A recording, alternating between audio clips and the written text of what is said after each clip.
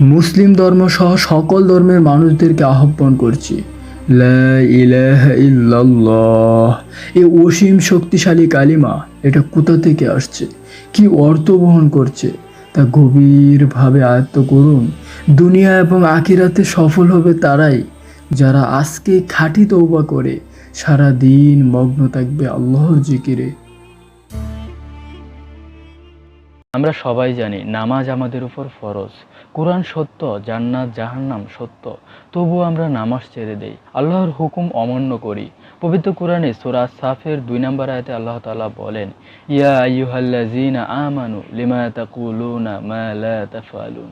হে মুমিনগণ, তোমরা যা করো না তা তোমরা কেন বলো। এই আয়াতে আল্লাহ তাআলা আমাদের এক শক্তিশালী সতর্কবার্তা দেয়। শুধু মুখে বিশ্বাস করা যথেষ্ট নয়। আপনি বলছেন আমি মুসলিম, আমি মেনে নিয়েছি কোরআনের সমস্ত বিধান, কিন্তু কাজে দেখান না, তাহলে এই বিশ্বাস আল্লাহর কাছে মিথ্যা। ভাবুন তো, আমরা কতবার মুখে বলেছি আমি আল্লাহর পথে চলবো, কিন্তু কাজে দেখাইনি। আল্লাহর কসম, এই মিথ্যাচার আমাদের জন্য একদিন কষ্টের কারণ হবে।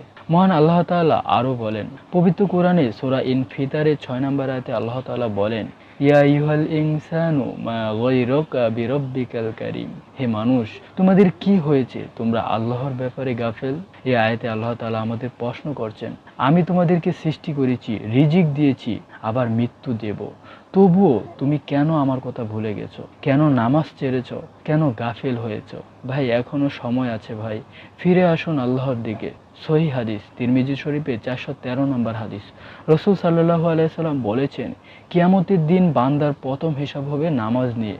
যদি নামাজ ঠিক থাকে, তার বাকি আমলগুলো ঠিক হবে, আর যদি নামাজ নষ্ট হয়ে যায়, তার বাকি আমলও নষ্ট হয়ে যাবে। ভাই, এর মানে হলো নামাজ হলো মূল পরীক্ষা। নামাজ ঠিক না থাকলে অন্য সব ভালো কাজগুলো ধ্বংস হয়ে যাবে। কিন্তু ভালো খবর হলো ভাই, আল্লাহ আমাদের পরিবর্তনের সুযোগ দিয়েছেন। যদি আজই আমরা জেগে উঠি, নিজের ভুল স্বীকার করে নামাজে ফিরে যাই, কোরআনকে আঁকড়ে ধরি, তওবা করি, ভাই আল্লাহ আমাদের মাফ করবেন, আমাদের আমল গ্রহণ করবেন। হ্যাঁ ভাই, মহান আল্লাহ তাআলা আমাদের প্রতিশ্রুতি দিয়েছেন। পবিত্র কোরআনে সূরা জুমারের 53 নম্বর আয়াতে আল্লাহ তাআলা বলেন, কুল ইয়া ইবাদিয়াল্লাযীনা আসরাফু আলা আনফুসিহিম লা তাকুনাতু মির রাহমাতিল্লাহ ইন্নাল্লাহা ইয়াগফিরুয যুনুবা জামিআ ইন্নাহু হুয়াল গফুরুর রহিম। হে আমার বান্দারা, তোমরা নিজেদের উপর যতই জুলুম করে থাকো না কেন, আল্লাহর রহমত থেকে নিরাশ হইও না। নিশ্চয় আল্লাহ সব গুনাহ মাফ করেন, তিনি অত্যন্ত ক্ষমাশীল, পরম দয়ালু। সুবহানাল্লাহি ওয়া বিহামদিহি, আল্লাহু আকবার, আল্লাহ মহান। ভাই আমার, আজই সিদ্ধান্ত নিন, নফসের দুখায় আর পড়েন না, শয়তানের দুখায় আর পড়েন না, সামান্য সময়ের মজার জন্য অনন্তকালের শান্তিকে নষ্ট করেন না। মহান আল্লাহ তাআলা প্রতিটা মানুষকে ইচ্ছা শক্তি দিয়েছেন। সে ইচ্ছা করলেই ভালো কাজ করতে পারে, এমনকি খারাপ কাজও করতে পারে। শয়তান, নফস, এগুলো শুধু আপনাকে কুমন্ত্রণা দিতে পারে, খারাপ কাজের আইডিয়া দিতে পারে, কিন্তু সম্পূর্ণ ইচ্ছা শক্তি আপনার কাছে। তাই আজকে থেকে শুধু মুখের কথা নয়, এবার কাজ দিয়ে আল্লাহকে প্রমাণ করুন যে আপনি সত্যিই তার বান্দা। ইনশাল্লাহ আপনি পারবেন। আল্লাহ তাআলা প্রতিটা মানুষকে ইচ্ছা শক্তি দিয়েছে, আপনার কাছেও সেই ইচ্ছা শক্তি আছে ভালো কাজ করার, নেক আমল করার, সারা দিন আল্লাহর জিকিরে মশগুল থাকার। ভাই, আল্লাহর কাছে সাহায্য চান।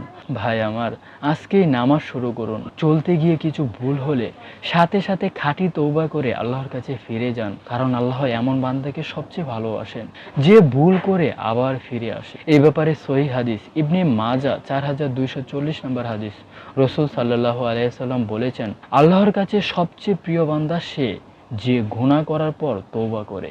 এই হাদিসের ব্যাখ্যা, মানুষ গুনাহ করবেই, তবে আল্লাহ চান বান্দা যেন গুনাহের পর সঙ্গে সঙ্গে লজ্জিত হয়, অনুতপ্ত হয় এবং তার কাছে ফিরে আসে। গুনাহের পর তওবা করলে আল্লাহ শুধু মাফই করেন না, বরং সেই গুনাহকে সওয়াবে রূপান্তর করে দেন। সুবহানাল্লাহি ওয়া বিহামদিহি, আল্লাহু আকবার, আল্লাহ মহান। ভাই, আমরা যদি এখনই না ফিরি, তবে কাল কিয়ামতের দিন আফসোস ছাড়া আর কিছুই থাকবে না। চলুন আজ থেকে আল্লাহর হুকুম মানা শুরু করি, নামাজের মাধ্যমে, কোরআনের মাধ্যমে, তওবার মাধ্যমে, কারণ আল্লাহই আমাদের একমাত্র ভরসা, তিনি আমাদের সব গুনাহ মাফ। হে আল্লাহ, আমাদের সকলকে ঈমান ও হেদায়েতের আলোয় আলোকিত করুন। আমরা সকলেই বলি আমিন।